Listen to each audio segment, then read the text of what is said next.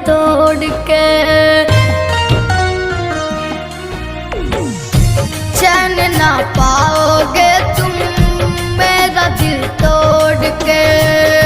चैन ना पाओगे तुम मेरा दिल तोड़ के।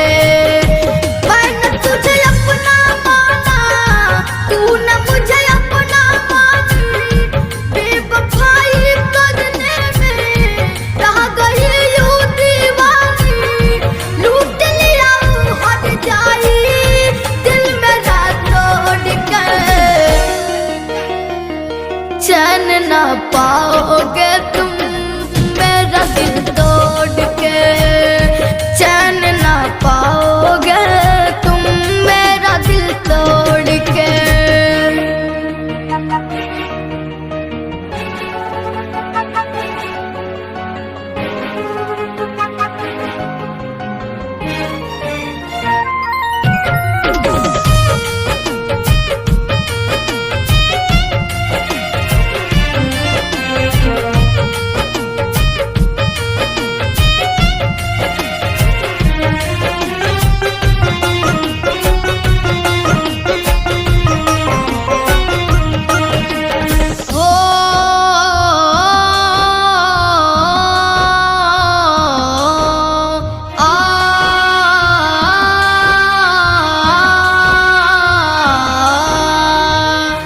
बेशरम है तू, बेवफाई कर गई हमसे।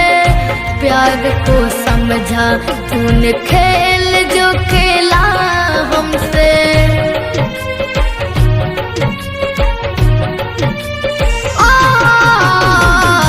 बेशरम है तू, बेवफाई कर गई हमसे। प्यार को समझा तूने खेले जो खेला हमसे। जिंदगी माना तुझको फिर क्यों रुलाया मुझको। जिंदगी माना तुझको फिर क्यों रुलाया मुझको। समझेगी कीमत के दिन नैन के लोद के।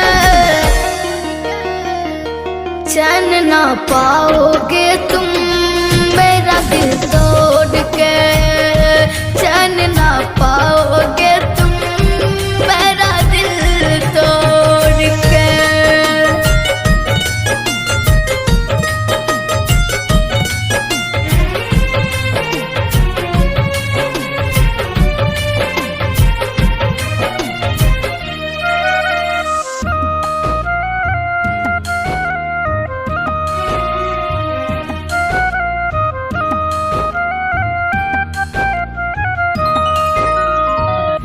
ये खता हमसे हुई तुमको मैंने जाना कभी।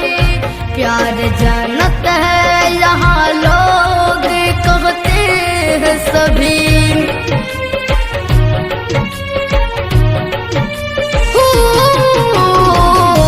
ये खता हमसे हुई तुमको मैंने जाना कभी।